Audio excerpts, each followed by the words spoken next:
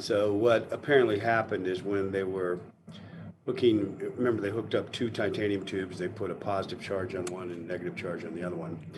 And so on the negative side,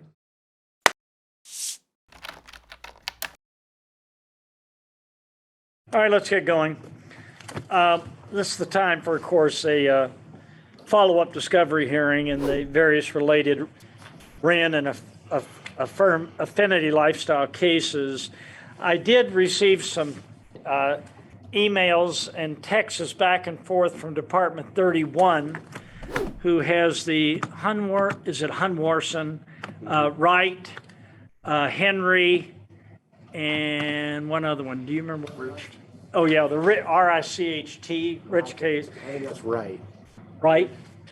Right, Rick. Yeah, and she's anxious to set her 4 cases and asked me about a CMO and kicking some things out. And I explained to her we didn't really have a formal CMO because I'm a discovery coordinator.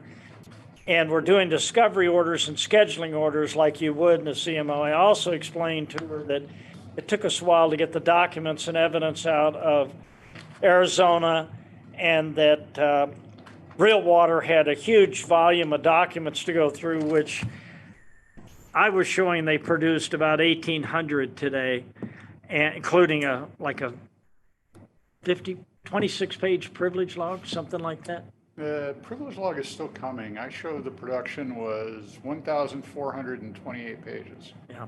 So I did explain that to her, but No. That was the index. The index. yeah. yeah. Yeah. So I did explain to her, and unless somebody wants to fill in for me, I'm supposed to call her after this hearing. I think you should do that. No, I'm gonna have to.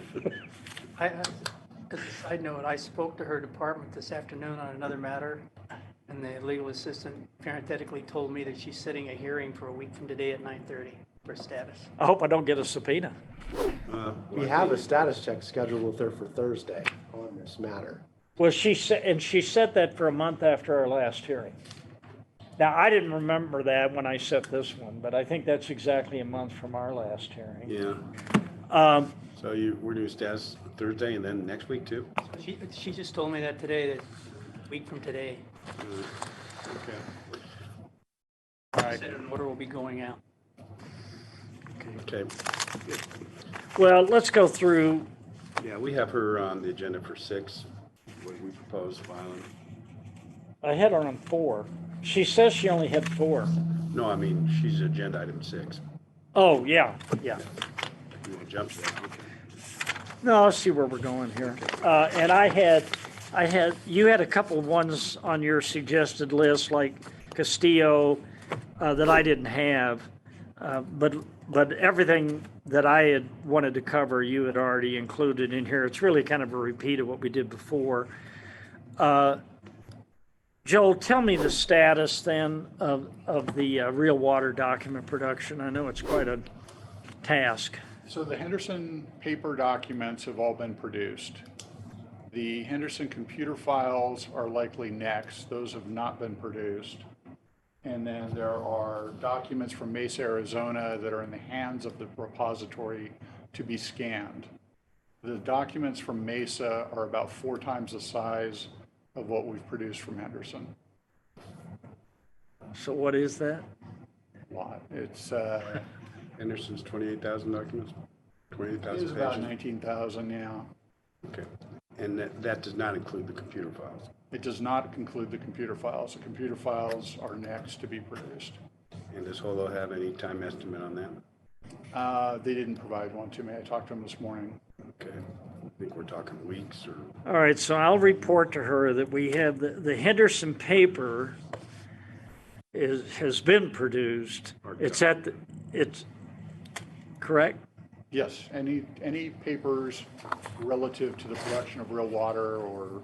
From the Henderson. case from Henderson are produced. And what was the total? Because yours was a little different. The Bates ends at 22,394, and I think it was about 19,000, 18,000, 19,000. Okay, I just need rough. All right, and then The Mesa, Arizona documents have been submitted, about 19,000 to the repository, which is It'd scanning. be about 60,000. They're about 4 times the size. We have records going back to the start of the company. And so we asked them to scan the more recent records.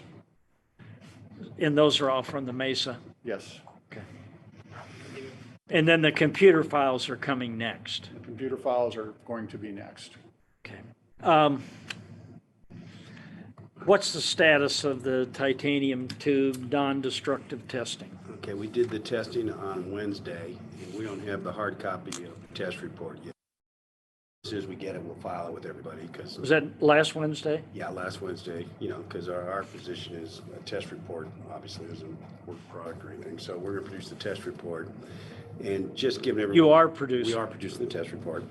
And so what they found was that the titanium tubes weren't pure titanium as we speculated.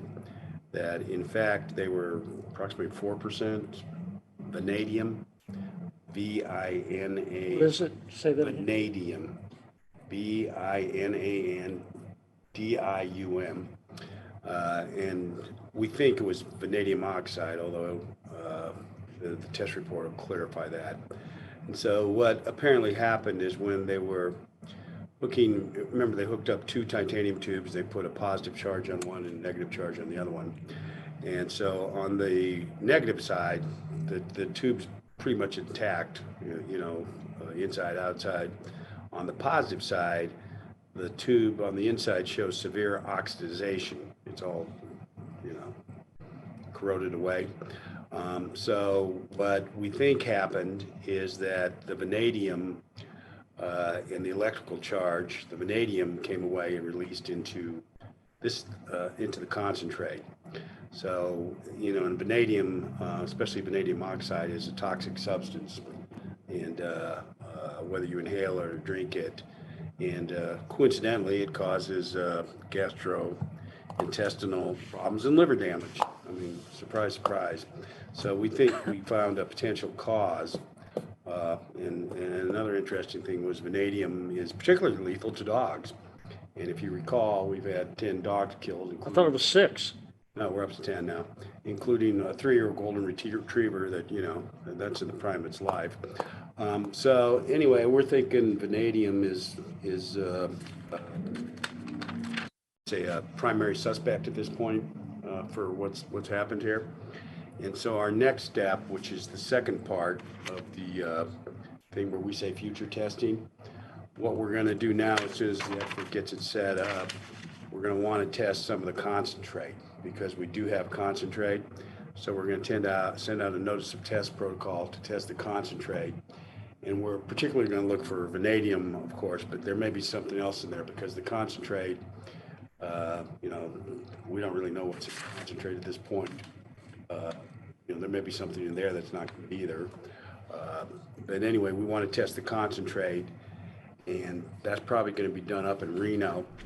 So what we're going to have to do is take a sample, and I don't know how much we need. Not that much, right? Remember what he said? I mean, We got a lot of concentrate though. We're taking maybe 1/100th of what there is available. So anyway, we're going to take it up to Reno. We're going to test it, look for the vanadium, look for whatever else we can find, and then I can't remember exactly what kind of machines he uses, but we'll make it an open testing protocol just like last time. Anyone can come, and a couple experts did the last one. And then we'll distribute the test results whenever we get them. So that's kind of the status. Do you have the test results in writing yet? We do not have the test Titanium results on the tubes? titanium tubes. We expect them. Our expert had to go to Arizona right after the test for an unrelated issue. And then, of course, it is the 3-day weekend still, because today is Columbus Day. So he anticipates he's going to get. Columbus is in disfavor. Okay. I think they took his holiday away. Okay, it's whatever day it is, all right? It's Discovery Day, okay? But, yeah, I anticipate it's either going to be the end of the week or the beginning of next week we'll get it out. And we're hoping to get out the test protocol for the future testing at that time. And I think they can do it relatively quick, next week, maybe the week after. You're talking about the concentrate. Analysis. So that result, we're probably looking at 3 or 4 weeks. Right. And this is just our first concentrate test. We'll probably test concentrate a couple times. And there's different concentrate samples too. There's some down in Phoenix, but we're focusing for now on the powder form of the concentrate. We're not focused on the stuff that we pulled out of the tanks in Phoenix. So that's kind of where we're at. All right. Those of you who came in recently to the Zoom or to the phone, the Judge Kishner, for her 4 cases, has asked me when she should be looking at trial dates. She has a hearing with you folks. When is it? Next Thursday? She told me that she was going to schedule a hearing a week from today. A week from today. We have a. You have one on calendar On calendar for Thursday, for this week. this week, yeah. Oh, that's what I thought. Those cases, they're only the 4 we mentioned earlier. And so in fact, I'm supposed to call her after this hearing. I think she's going to want to know how soon we can set these cases for trial. It seems to me we have to have your test results, and at least Real Water has to run their test. What do you think? Let me talk to the plaintiffs. What's your suggestion for what I advise Judge Kishner for her cases? Well, I think well, first of all, Judge Kishner's cases, she has 4 cases, but one's old. That's the Martin case. That was the 3rd or 4th one filed. And then the last 2 are pretty recent, like within the last 60 days, say, Henry's. Is that Henry and Wright? Well, 90 days. Yeah. But anyway, so on those cases, we've got the fact sheets done and provided for everybody in the Marsden case. In the next case, which one that one is, Eric? With Judge Kishner, Yeah. she has on Wardson, Wright, Henry. and then one of the other ones, not ours, is the 4th King, one. Lisa King. Yeah, it's King. She said King. I didn't know she didn't tell me Carrier. Does she have that too? I'm sorry, I misread the chart. I thought Alf had that one. Carrier's out, yeah. Yeah. Yeah, it's King, Henry, Wright, and Hunworson. Onwards. Yes. So anyway, on the Henry case, I know we don't have all the fact sheets in on that one because I know we're still working on the lead plaintiffs. On the Wright case, I think we have them all but one of the plaintiffs. From the plaintiff's first wave of discovery, that's pretty much done on the 2 cases we have with her. Henry's behind, and then I don't know about the King case. I think that's the Egglet case. I think they're pretty up to speed, but I'm not sure. Is the Egglet firm participating today? Hi, Floyd. It's Danielle Miller from Egglet Adams. We have all of our Let me stuff. find you here. I think you're on the Zoom, right? I Gotcha. am. Oh, yeah, you're color Yep. coordinated today. Our fashion statement. We have all of our stuff for Lisa King in. Okay, good. So I would think from the plaintiff's discovery side, the defendants, I don't know how they're doing their medical authorization processing, but I would think the defendants would be able to start doing plaintiff's depositions in 30 to 60 days, maybe 30, 45. I think that might be pushing a little early. Okay, well, We've got so much to go through like everybody else. yeah. On our cases, we have provided pretty comprehensive medical records for I ours. understand, but at the same time, I don't think we've received all the authorizations, and we don't, some of the authorizations we've I'm got, just talking about these 4. I understand. Do you have HIPAA authorizations on these 4? I'll have to look, but I think there's some issues with regard to the authorizations and getting the medical records that we want direct from the providers. Well, I think the hip-hop authorizations are all done. I think the authorizations that are the holdup are the CDC and the FDA ones Southern Nevada Health, and Southern Nevada Health. And the reason they're a holdup is because they got them to us late before we executed the first batch. But I don't think those are going to be very productive because there's not many plaintiffs, and I don't think any of these plaintiffs are covered in the CDC or the Southern Nevada Health District investigation. See, at the end of the day, we still want to be able to make that determination.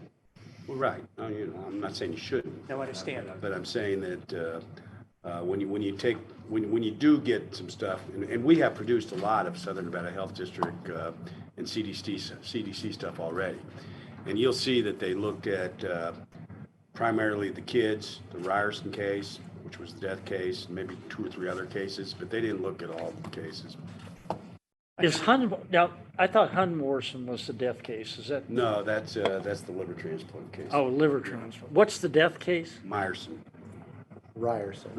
excuse me. Floyd, we've sent a letter to, I think, to Will and to Eric requesting some clarification on some of the authorizations that we've got, some of the information we've got that we still are waiting for. I think I'm going to have to report to Kister. We should anticipate that the medical records for these 4 should be available to the defense by what, 60 days, 90 days? I would say for sure, no earlier than 90 days. Well, we've already given them the medical records. They're doing their duplicate. In order for us to make sure that we've got what we need. But I would say 90 days. Then, Joel, give me your best estimate of when you think these 4 cases could be set. Probably 13, 14 months. There's 17 plaintiffs in those 4 cases. Yeah, I don't know that it's productive to look when you can set all 4 of them. I think the first one, you could probably, if you concentrate on the first one or the first 2, or even the King case, you could probably get it ready for trial in 6 months maybe. Getting them all ready for trial, Well, let's go one at a time. okay. Hunworson? There's 5 plaintiffs in that case.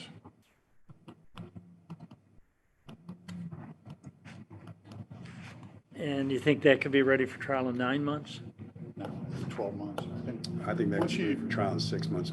Once you start with I think 12 months is more discovery in this case, you got to do the discovery regardless, right? It's going to benefit all the cases. And looking at the number of witnesses that are likely to be deposed, it's going to take time. And we're going to lose the next 2 months because of the holidays. I mean, the law firms will be working, but beyond that, you know. You're guessing 12 months for Yeah. Hunworson? I'm guessing 12 months for the first case, whichever case we pick. I think you better take a new approach to this because all these cases have elderly plaintiffs in, which means I can get a trial date anytime I want within 4 That's true. months. So, so I'll tell you right now, I'm not living with 12 months. All right, so what I'm going to report, you think, look, I'll give her both. You think it's going to take 12 months to get Hunworson ready, is that correct? Yeah. And is Hunworson, that's a liver, and is that a senior? He's not a senior. He's 28 now, I think, but one of the other plaintiffs is a senior. Okay, and you think that one should be ready for trial in 9 4 months? 4 months, I think we could be ready. I mean the plaintiff and the defendant. Well, it depends whether they want to work on that case or work on all the cases, My view would be you should probably, I don't know. It's really going to be kind of moot because when we file our motion for expedited trial, that'll set the schedule. Well, you better give me a figure that I can give her a counter. He's gave me, I would think Hunworson is probably not going to be in the first batch we set. So I would probably think we could try that 9 months from now. Try it. I'm just going to give her both Yeah. figures. How about Wright? Joel? Same thing? Yeah, it's 4 plaintiffs. Again, the problem is getting the discovery done. It's going to affect the entire case. So 12 months. I think it's 12 months for the first case, and then after that, I think we got to stagger them. Well, she's going to have to stagger She is. these 4. Yeah. The problem is we give her shorter dates. We're just going to be back in front of her trying to ask for extensions, and it's just going to create more and more problems. What about Henry? Henry, I think will probably, that's a relatively new case. So we haven't even provided the fact sheets for that case. So that's all not, the facts. that's not down. ready. Yeah. And what about King? King? That's a case. I think that's, Is that Danielle's case? That's my case, Floyd. So, Have you got all the fact sheets and everything done in King? Are you still Yep. working on? Everything's done. We've gotten everybody our authorizations, I think. I think we just got another batch actually from United, but we'll get those out on Wednesday. We have the client coming in. Is that a so one plaintiff case? It's a one plaintiff case, but Floyd. All right, so you're going to say 12 months? Yeah. And Danielle, when do you think that case will be ready for trial? It's a real rough estimate for me to report to the court. I would say 6 to 9 months. I'm going to take 9. Okay. All right, so those are the, and then Henry's relatively new, not ready to be set, right? Yeah, like I said, we haven't even done the fact sheet. And I'm going to tell her you may be submitting which case has the senior in it? Well, actually, all 3 of our cases have seniors in it. So Hunvorsen does? Yeah, but the problem with us submitting an expedited trial request to Judge Kishner's department is she has the opioid case starting in April or May. So she doesn't have time to give us an expedited trial. So I would imagine we're going to submit them in one of the other departments. Well, I'll get this reported to her today, Okay. and then you folks are going to talk to her on Thursday, correct? Yeah. So I mean, I don't know how long the opioid case is going to take, but let's say it takes 6 months and she starts it in April. She really doesn't have trial slots until next October of 2024, even for expedited cases. Unless opioid settles. I hear it's not, but. All right.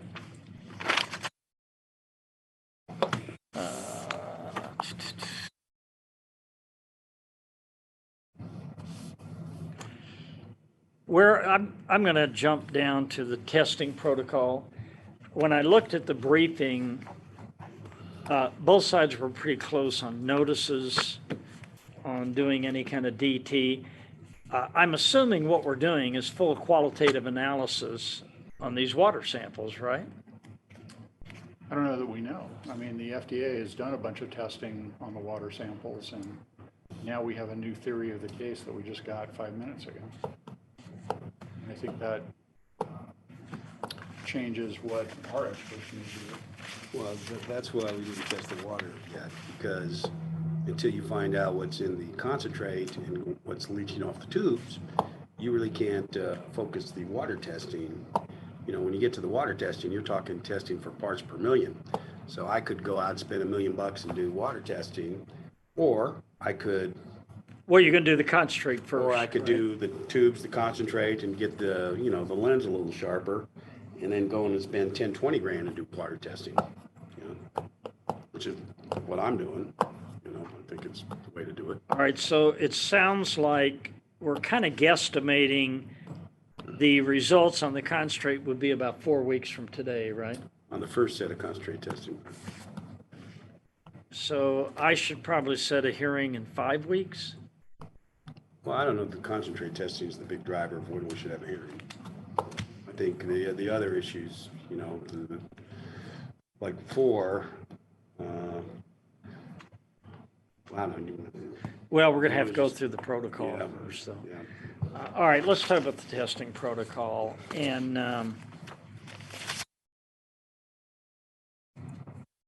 so it sounds like, I don't think the destructive testing on what people are doing announced destructive testing, it sounds like you two can work that out on notice, saving samples and that type of thing.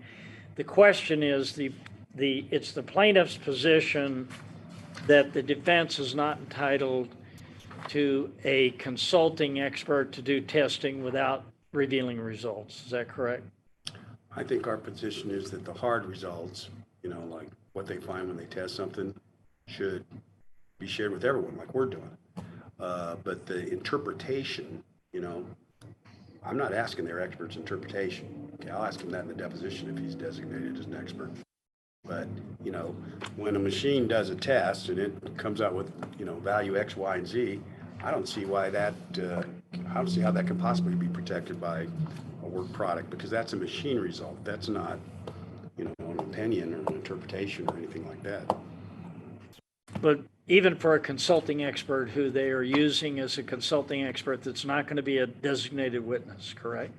Well, I'm not asking for his opinion, but if he, No, I'm talking about testing. Okay, If let's a say- consulting expert runs some tests, as a consulting expert who's not going to be a testifying expert, it's the position of the plaintiffs that you're entitled to all of the qualitative testing or all the testing data on any water sample that's tested, correct? all the data that comes out of the test equipment, yes, not his interpretation.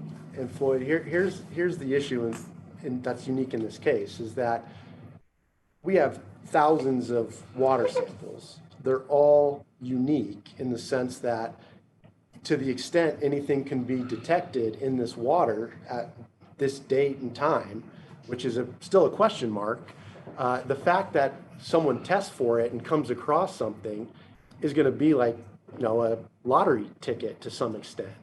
And so if we have that testing done in secret and there's no way for everyone else to know the results if they find something, or there's no protocol in place to, preserve the chain of custody, to evaluate the reliability of it, you can't recreate that. If you find something and it's important and relevant, you can't just say, oh, well, I'm going to recreate this exact test on another water sample, because it may not be possible.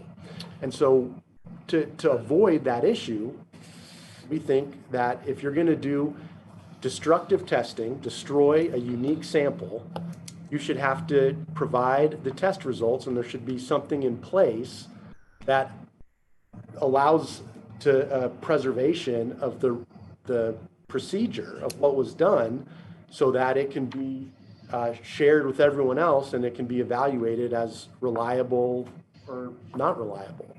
It doesn't make sense what they're proposing, which is essentially give notice to destroy all these water samples in their possession, then not destroy them, and then start running a bunch of destructive tests on them, in secret. Well, is the testing destructive? Isn't this like infrared and other testing? well, Is any of the testing destructive at this Well, point? the one thing you got to remember is there's plaintiff-specific water samples too. Like, for example, in the Wren case, that's the first baby case.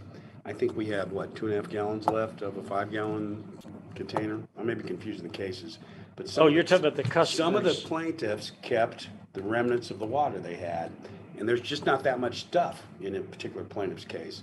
So let's say there's 2.5 gallons, okay, and let's say I need a half gallon to run my test. They want to run a half, stuff's pretty precious, and that's why, to allow them to run a test and find something and then deep six the test because they don't like the results, I don't think that's appropriate. But that's not what we're talking about. We're talking about literally thousands and thousands of gallons of water that is out there. There's more water than we could possibly ever utilize. in Water, this case. water everywhere, not a drop to drink, Yeah, according to the FDA. that's what they say. But, with all of that amount of product out there and even the concentrate, there's gallons and gallons of concentrate. What we're talking about is if somebody wants to take a bottle of water, whether it's a 5-gallon jug or a liter bottle, and do a microscopic sample of it and see what a consultant tells them, that makes it different than the Davidson case. This isn't one iPhone. Yeah, the product that the plaintiffs have. Talk about the complexity of the screens on an iPhone, you mean? Yeah, you're not testing, the one product that allegedly made somebody sick. There are literally thousands and thousands of products that could be tested by somebody who wants to have a consultant look at it and give them an opinion. And whatever opinion that they get should be protected, and the test should be protected to allow them to do their Well, investigation. opinion's different than Yeah, a it's a pure machine, qualitative analysis of the water. But if my expert says, I'm gonna go do test X, and now I have to disclose what test X is, that's telling the theory of the case to everybody. Oh, Joel's expert thinks that we should go test for, as an example, lead. So now I'm testing for lead. And everybody's like, oh, well, Joel thinks there's lead in the water. I'm just running a test to see, and really exclude lead as a cause for plaintiff's injuries.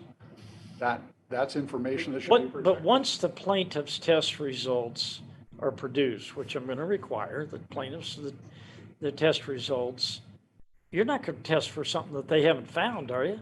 I don't know. This is the first time I've heard what their theory of the case is. Well, they're not sure what the theory, they just told us what just happened told you with the what we found. titanium tubes. When will so I'm guessing within about a month, 5 weeks, all parties will have the results of the plaintiff's water product and concentrate tests, correct? Yes. Yeah. And other than this palladium, we don't know what you're gonna find, right? Right, but I mean, there could be, you know, I've said it before, there's suggestions that some of the plaintiffs had other toxic metals when they did their metallurgy testing. Well, Floyd, to be clear on this, the problem is, you know, let's assume that it is vanadium, okay? That vanadium may not be in any of the concentrate that we have, because we're not saying that vanadium got into every single concentrate sample that was made and every single water sample that was actually made from the concentrate. So it's an element of circumstantial evidence that we're relying on to test certain things. And the concern with the secret testing is that if they're testing the one water sample that just happens to have information on what the agent is in it, or the one concentrate bottle, that shouldn't be done in secret. There shouldn't be any way that everyone else doesn't know about that. And on our water sample, the water concentrate testing, yeah, we're going to test it to see if that particular sample has vanadium in it. It may not. But we're not going to do the testing and then give them the results. We're going to give notice of the testing, when it's going to be, the opportunity to be there.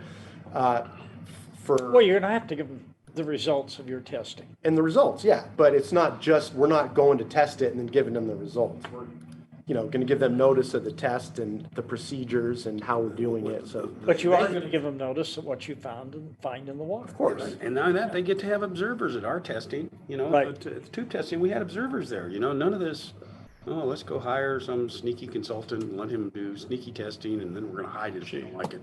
If I Okay, may, yeah. you know, I think that no disrespect, but Eric and Will are bootstrapping themselves into having the individuals who are testing vis-a-vis a work product, which may not be used for evidentiary, and confusing what the testing protocol actually is.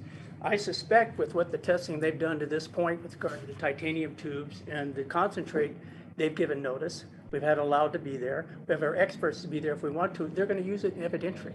But if you go back to the testing protocol, which has been set down, it does not permit destruction of any sample that is to be preserved as evidence. And any of the samples that we're using for these testing has already been designated for destruction. So it's not a situation where we're using a gallon here and a gallon there. And then it says prevent access by all parties to any of the excess water held by the defendants. So if we get back to the testing protocol, it answers all these questions. So what is happening is that if we have work product, we're not going to use evidentiary. We hire an expert, and they're saying, well, it's all factual. That's not really the case.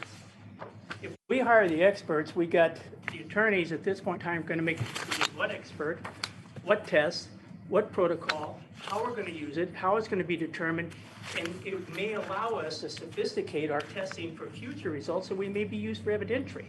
So what's happening in this situation, they want us to be able to disclose everything that's work product, and they've already agreed that it's basically work product. They haven't shown. I haven't agreed. I completely disagree with They you. have to show a substantial need, and they can't duplicate it.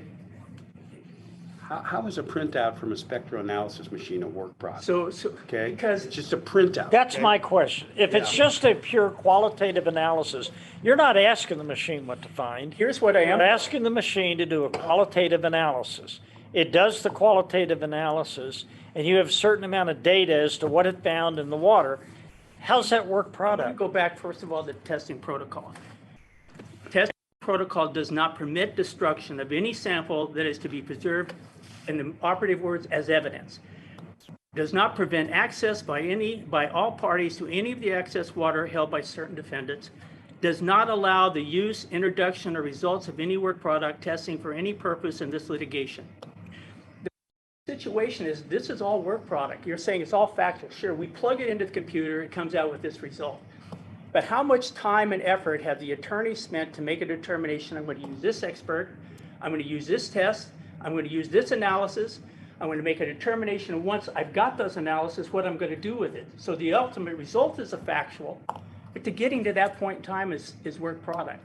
Now, in order to get by the work product, they have to show a substantial need, and they can't duplicate it to get substantial the same findings. How is it work product? If my major in college was chemistry. I understand. Mine, If you run a qualitative analysis, it's a qualitative analysis. You're going to ask it to find everything that's in the water. let me ask you, And if it runs that qualitative analysis, how is that work product? before you run the analysis, okay, I have made the determination, I run this qualitative analysis. What efforts, what strategy, what determinations have been made by the scientists involved to make that analysis? It's the same thing with the determination of the water that's work product. The attorneys themselves had made a determination to pick this expert, to do this analysis, to make these tests, and once they get those test results, they may make those test results to refine further tests where they're going to use evidentiary. At this point in time, it's clearly what you're saying as a scientist, yeah, I don't disagree with that. But all the thought and the process by the attorneys going into that analysis, including the determination of the expert, makes it work product. Because it's work product, they haven't overcome the burden of the two steps. A substantial need, and they haven't been able to duplicate it. They haven't made a determination. They haven't shown that they have tried to make the same analysis that we may decide to make, and they were unable to do so. Listen to the question. If you're submitting a water sample to a full qualitative analysis, you're not saying there's lead there. You're running a sample for a full qualitative analysis. How's that work product? Let me ask you as a scientist, and you're thinking this and you're making this determination as a scientist, and my argument is you're not thinking about it as a lawyer. Well, I've been a lawyer a lot longer. Yeah, but you were a scientist. 47 years. You were a scientist first. Yeah, but for about 15 minutes. He's a scientist lawyer. You're a scientist now. So the analysis you're determining, it's all the process that went into that and the work product by the attorneys to make the determination that they're going to use this specific analysis. It's what goes into that analysis prior to the analysis that makes it work product. And our position is, and I think it's clear, that any determination we make at this point in time with water that's been chosen for destructive, that number two is not going to be evidentiary, and number three, that we're going to take this process in this way and make this determination. So it's everything leading up that analysis that's a work product, and they haven't overcome the work product requirements. Well, this is what I don't understand the issue. If an expert is looking for 5 elements, 5 compounds, that's work product. If an expert is doing a full qualitative analysis on the water and gets a result, that's not work product. If the attorneys make that determination what they want to do, the last page 10 of our document, it says, plaintiffs cannot show any substantial need because nothing any party learns through work product analysis of excess real water under protocols paragraph 3B could prejudice any other party because it shall not be admissible in evidence in these cases. Any testing defendants do intended to use at trial, and indeed any testing at all performed or evidentiary samples like those jointly collected by the parties must be produced. So this is a situation we're making the testing, not using it as evidentiary. Well, have we reached a determination of what product is going to be jointly tested by the parties? I don't think we have we? I think the situation at this point in time is the attorneys, the defense attorneys at this point in time haven't made that determination what they're going to do. And I think in order to make the determination to answer your question, how is it this? You have to go back to the testing protocol. And if you go back to the 3 aspects of the testing protocol, this is clearly work product. And they haven't shown the 2 tests necessary to overcome the work product requirements. So it's a situation at this point, Which is primarily necessity and destruction. And the water that we're using at this point in time is already designated for destruction. It's not a situation where we're taking the water they're looking at, we're going to use as evidentiary, we're not going to share. Because if you look at the situation, you're going to use it as evidentiary, you're going to use it at trial, and at that point, we do exactly what Will and Eric have done at this point with the titanium tubes and are going to do with the concentrate. Give notice, we have the opportunity to stand up, we have the opportunity to be there. But if that's not the case, and if it doesn't meet the protocol, and the protocol, it's clear. I mean, the protocol itself is very clear as what is outlined there. So if you bypass the protocol, then why even have it? Because at this point in time, our position is this is work product. They have to show a substantial need and that they can't duplicate the test and come up with substantially the same results. And they haven't done that. They haven't even made that effort at this point. So I understand what they're saying, but it's only an evidentiary situation. If we're going to use it evidentiary, then what they're saying is absolutely right, but it's not. So we go back to the protocol, and to be followed, we don't have to disclose. Yeah, I think one important point here is most of the time, these experts aren't doing the testing. They're sending it to outside labs. What we're going to be doing on the concentrate, we've got an outside lab running a standardized test. And the reason for that is most of these tests are done on expensive machinery, costs hundreds of thousands of dollars. So most experts just don't have them sitting in their labs unless they're working for someone like the Colorado School of Mines. So most of this stuff is done by an outside lab that's going to give them a test report. How is the results of the test, what comes off the equipment, or even the outside lab's report? That is not work product. It's not even done by their expert. I just don't see the argument. They make a big jump that anytime they drop something in a machine, the machine gives a result. That's work product. That's not work product. It's not work product. If we take water that's scheduled for destruction, and we hire an expert, and we, as the law firm, make determinations that this is what we're going to do, how we're going to do it, and what we want to find, and we direct those experts to do that, that's certainly work product. What we have at this point in time is... Yeah, but that's not what you're doing. You're asking him to do a qualitative analysis on the water. You're not saying find these three, tell me if lead's in it, right? That's what I don't get. If you're just doing a qualitative analysis of the product, come what way, whatever comes out of that product, that's not work product. If you ask him or her, tell me if lead's in there. Well, maybe that's what we do. I mean, we have to make that determination. What Will is saying is, we're sending it off to a lab, we're going to get the results. He's basically making the decision what we're going to do for us. We haven't made. No, I'm asking you the question, aren't you going to just do qualitative analysis of the water? And that's the determination we have to make. We can't be bootstrapped into the fact that we have to give notice, we have to give the results, because what we may be doing is working with our experts, making some determination of what we want. I don't know that it's a qualitative analysis. I don't know that it's going to be sent off to somewhere else and we're going to get the results back. We haven't made that determination. But what Will is asking for you to do is order us to give notice and test results, no matter what they are, at any time when we may make a decision that, hey, we want to do this so we can refine our test, so we can make a determination later we want to do it differently. This is situations where defense attorneys will sit down perhaps and make these informed decisions. It's just like what they've done. They didn't have to necessarily give us notice on the titanium tubes. They weren't going to use it for evidentiary. As I said, we fall back on the testing protocol. It's pretty clear. In our position, this is work product. They haven't satisfied the two tests of showing a substantial need, that the fact that if they make the test, they can't come up with substantially the same thing. So they haven't overcome the work product requirement. But your protocol is, if you're doing destructive testing, you have to save a sample for them, but you don't have to tell them what you found in your part of the sample, correct? Isn't that the way the protocol reads? If the destructive testing, first of all, we're using water that's already been designated for destruction. It's not a situation like they set out. Well, I know, but my question is, if you take a liter of water that you're going to run destructive testing on,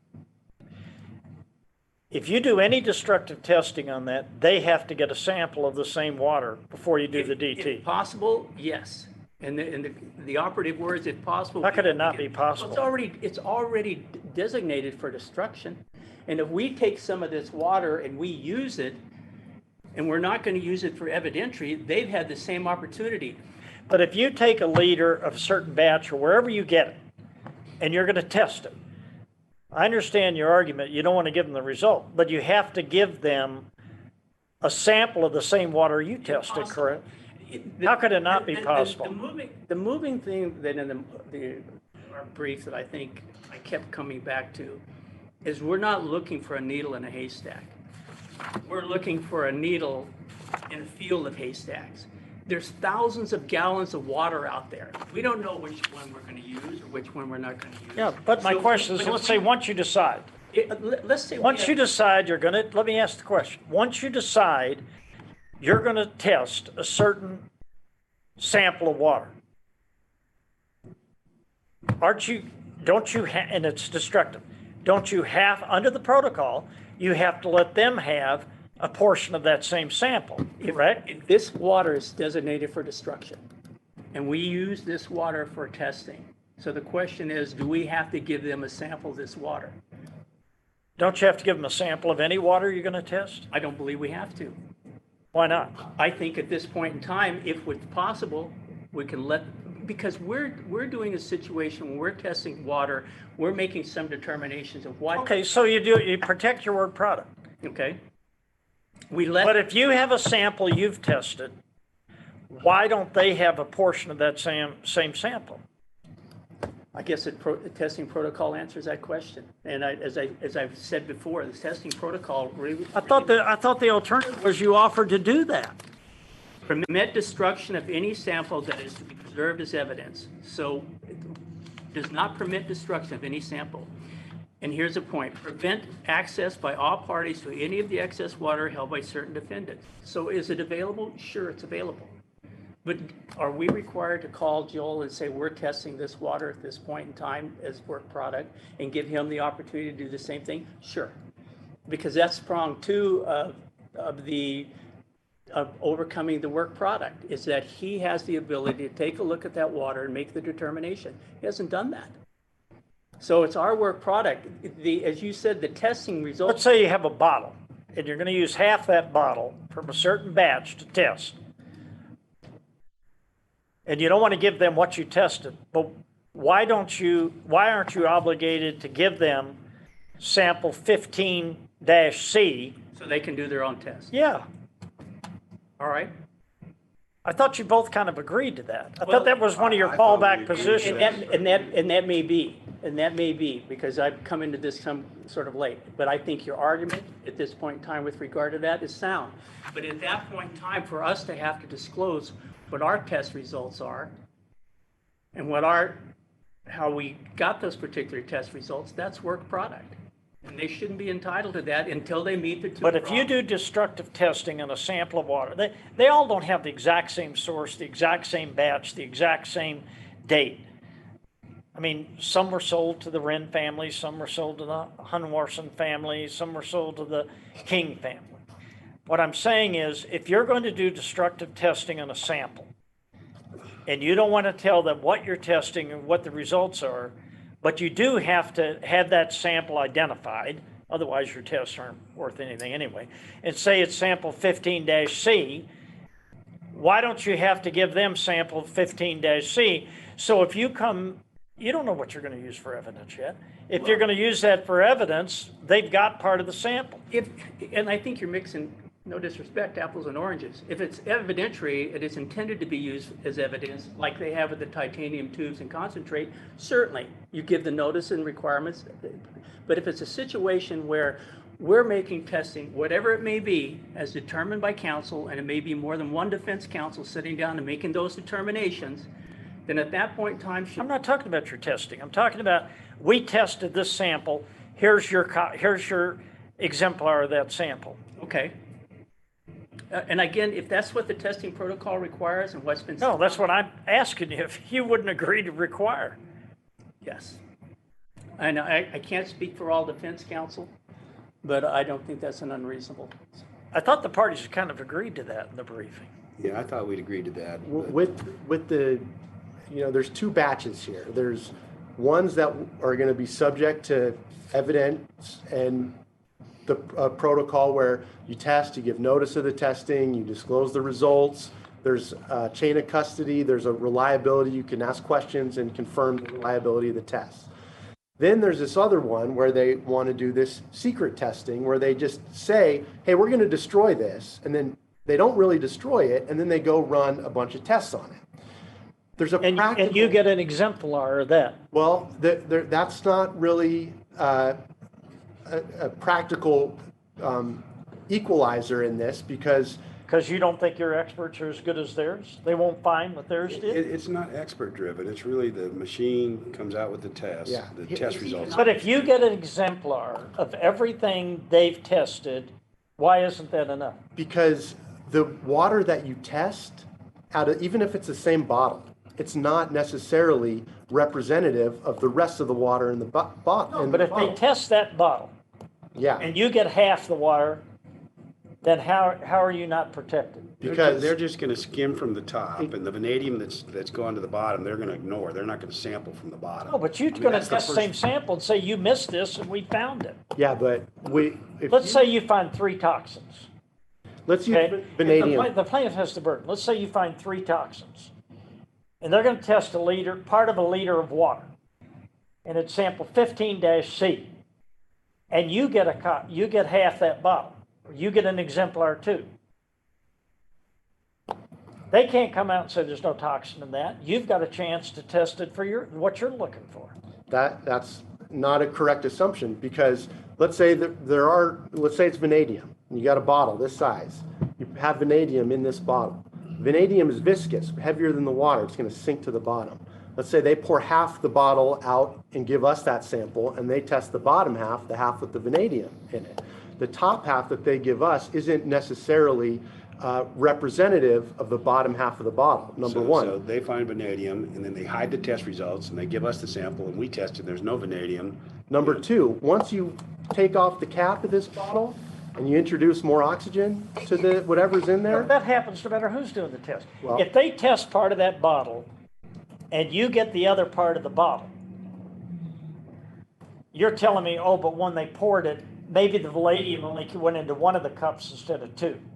No, we're saying That's kind of a stretch. The vanadium concentrates on the bottom of the bottle. So Well, when unless they there's- turn it and pour it, it's mixed. Well, I don't know.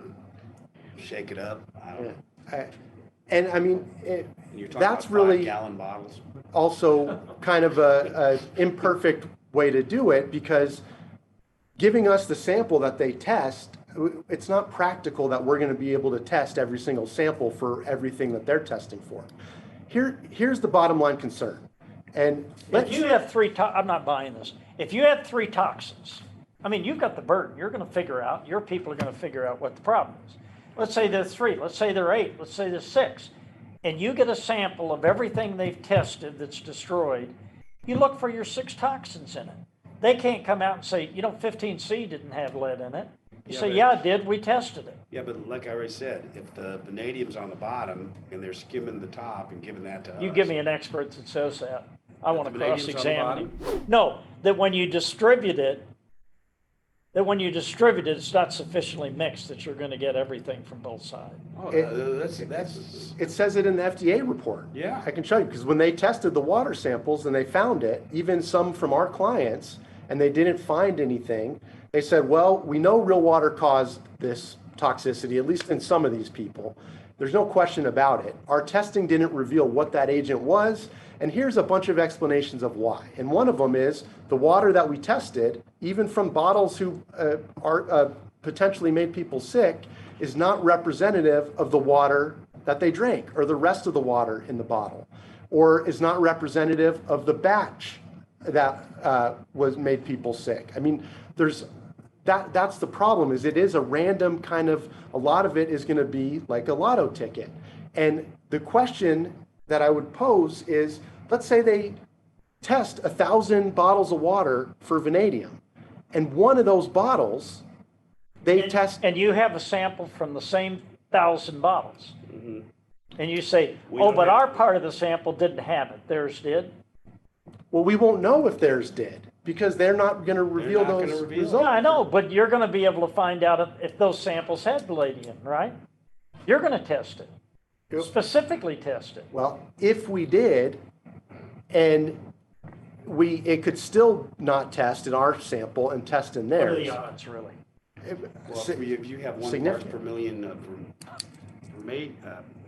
vanadium, vanadium, if you have 1 part per million, by definition, you have 999,000 not vanadium.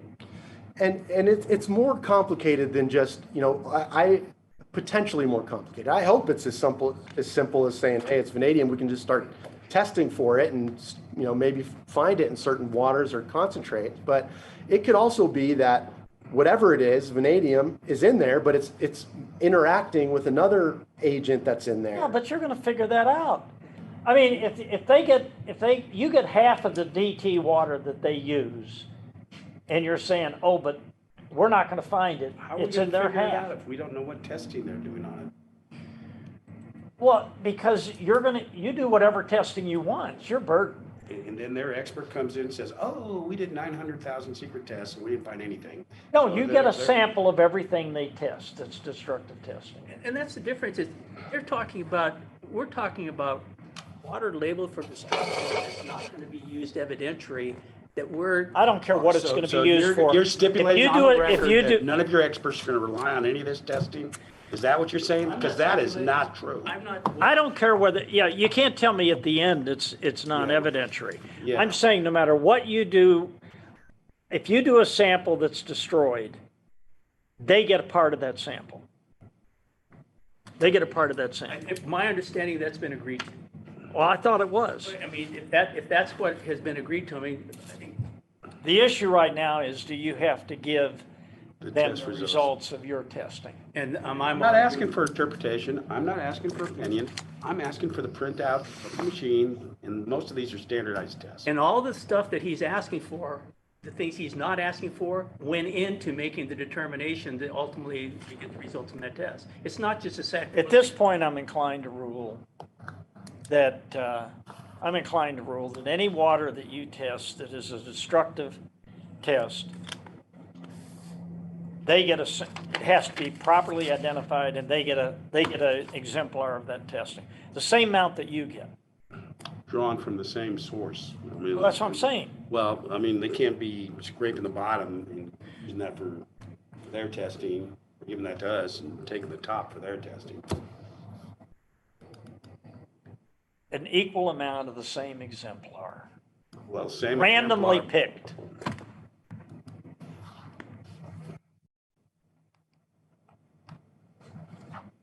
And in equal amounts. What about the And, test results? the data, even though at this point I'm not ruling you have to give up that data has to be preserved. I could be wrong. And an appellate court could determine we're both wrong. So that data has to be preserved.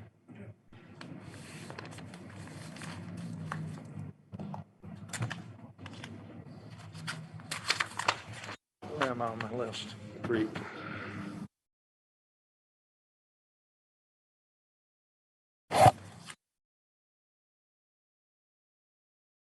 Okay, the reason we put this on the agenda is concentrate is made in the concentrate room, and there's some deep, dark secret. What Well, let me read this to the folks on the, all right, item 3 is proposed real water 30B6 deposition on 2 limited topics. I, process of making real water concentrate.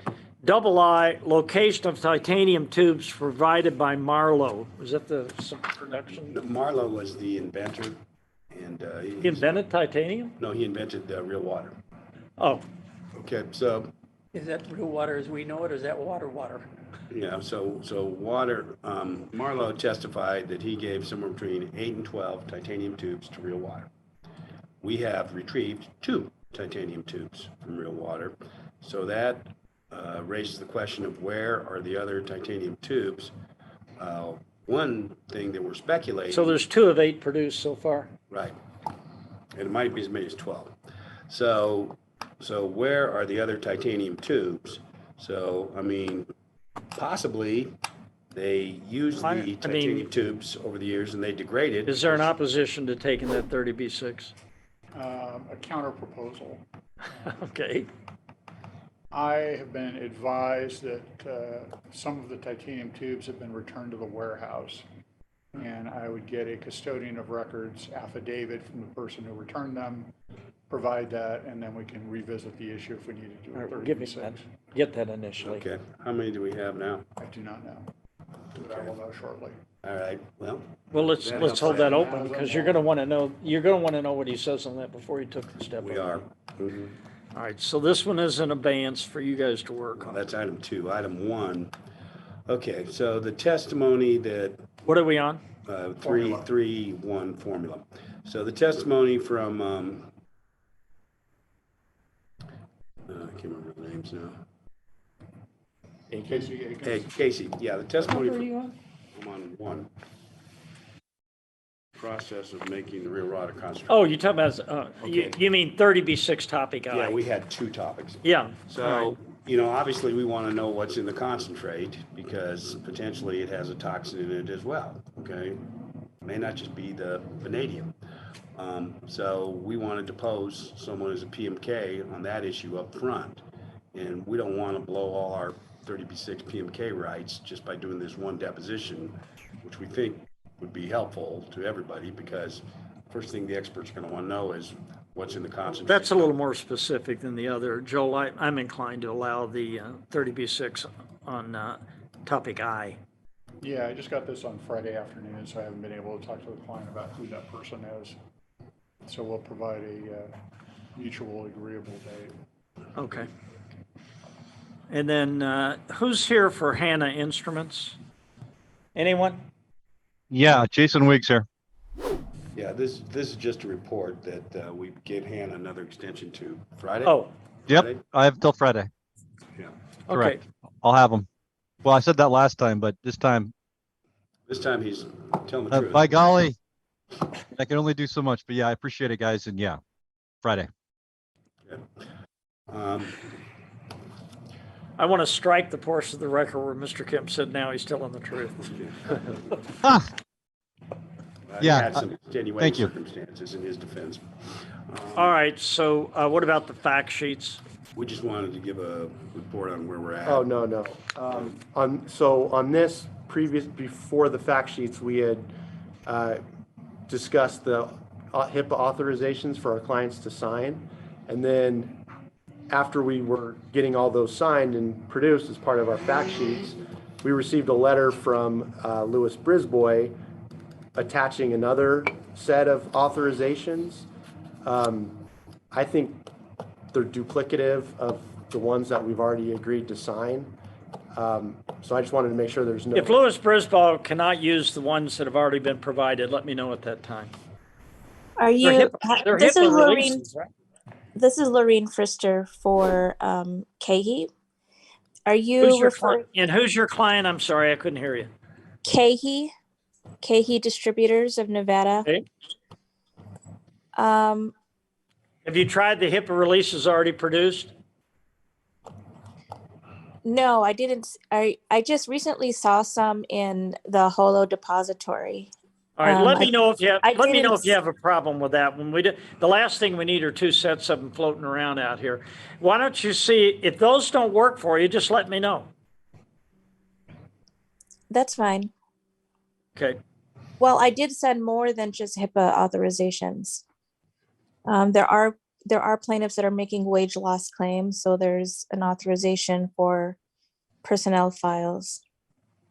Same thing. Any plaintiff making a wage loss claim that we know of, we're having them sign the previously agreed upon employment releases and producing that with the fact sheet. So there are those two. They have been deposited already? Yes. Okay, I'll look for them. All right, thank you. What about the Castillo depot? I thought we were done. Well, we've been pushing it because we've been waiting for these documents to be uploaded. So I'm probably going to push it. Okay, we'll hold that in abeyance.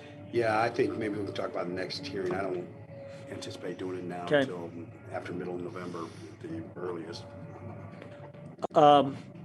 I've hesitated to try to draft a formal case management order. I'm not even sure I have the authority to do it. As a discovery coordinator, I guess do you two want to work on? I mean, what I told the judge in an email today was, we're doing individual orders. We did the one like the repository. I didn't go into those details, but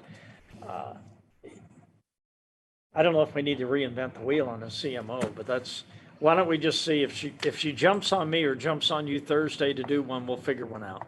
Okay. In the stipulation of I point, mean, I have a pretty specific order from the judge, don't I? Didn't I get a pretty specific order Yeah. when she appointed me? yeah, and all the other judges, we've submitted. the Adopted same- that order. And it does provide you with the authority to enter a case management order. In terms of Why general. don't you two schedule- draft one? Joel, All right. you and Eric are working on one. Okay. All right.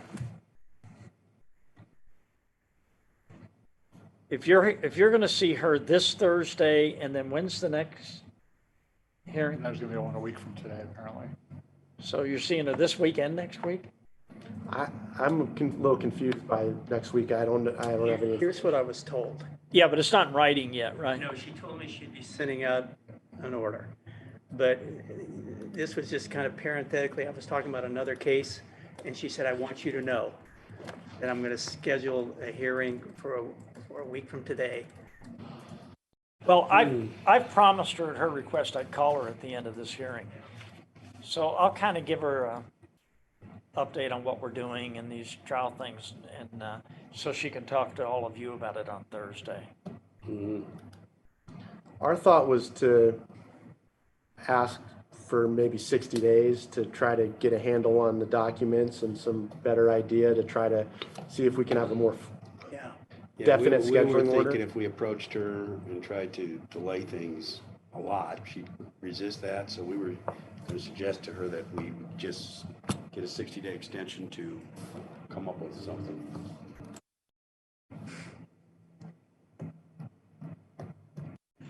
Well, I'm going to tell her, based on the test results, I'm going to have a hearing in a little over 5 weeks. Nothing's going to really happen before then. I think what Will and Eric just, You guys you think I can keep you out of her courtroom? I think, That's how you get the big bucks. I mean, I could ask, but she's already noticed, I don't even know, she's noticed one for this Thursday, you're probably stuck on that one. Yeah. I don't know about Monday. She just basically said there is no order yet, but she's gonna be sending one. I'll talk to her about that. Okay. And I'll tell her our next hearing, I'm kind of basing it on the titanium and the other plaintiff testing that I would be meeting with you in 5 weeks. And tell her she probably should set one a week after that. I mean, We got 5 or 6 more titanium tubes. We got to redo the test we just did. It's easier to eat an apple in bites. Right. Is that your? Gonna be I'm your not going to approach go with Judge 5 times. Kishner? I'm not going to go 5 times 5 more tubes. No. No, I'm just saying. No, there's that's other true. tubes We'll we're go gonna over have- that. Okay. And if anybody, I mean, all you have to do is send me an email. Now, I'm the only guy who shows up every day here, so I'd be glad to have you on Zoom and on the phone and here, as the Reno judges say, in human form. So I'll set one in 5 weeks. If the defense or the plaintiffs or any of you participating for the distributors need a hearing before, send me an email request. But I like to give everyone a minimum of 7 days to, get into the Zoom and get onto the call and everything else. So we'll do that. All right, is there anything else to cover today? And Eric, you and Joel are working on a CMO. Okay. 5 weeks would be sometime in, just want to make sure we get in here before Thanksgiving, because that's always a bad week. So maybe the week of the 14th sometime? November? Mhm. Probably early December. I'll tell you why. Okay. I've got a Leon Mead and a Lars Everson arbitration, a dispute on the building of a private dorm for the university, and it's set for every single day in November. I don't even know if they're giving me Thanksgiving off. So we'll make it the first week in December. Okay. You don't want to come see us as a relief thing? Yeah, I'd love to. I'll move it up if I can. Okay. I'll set it On every single day? every day. And believe me, I'm getting a lot of flack. My daughter's running in the New York Marathon on November 6th. I'm going to miss that. And her birthday is November 8th. I'm going to miss that. So she'd rather have the money. Which dorms are these? The ones on Trop or the ones on Maryland Parkway. Milford? It's a commercial and private building with a 40-year lease for a dorm. Okay. And the dorm is allegedly not built to standard or something? Well, it depends on whether you ask Lars or you ask Okay, Leon. I think Will sussed that one out. yeah. Why does it take a month to determine that? They've got a real slow arbitrator. Oh, Me. Believe me, I don't want to do it. I'd love to have them settle. It may get bumped. You know how that stuff goes. right. I mean, I'm going to be flexible on that. Okay. All right, well, I'll set a hearing in probably early December, but I'll let you know, and I'll talk to the court tonight. So, all right, you folks on Zoom, you folks on the phone, is there anything else we can help you with today? I think I'm losing my audience anyway. All right, thanks, everyone. Thank you. Thank you. When you said Leon Mead, that's when they all left.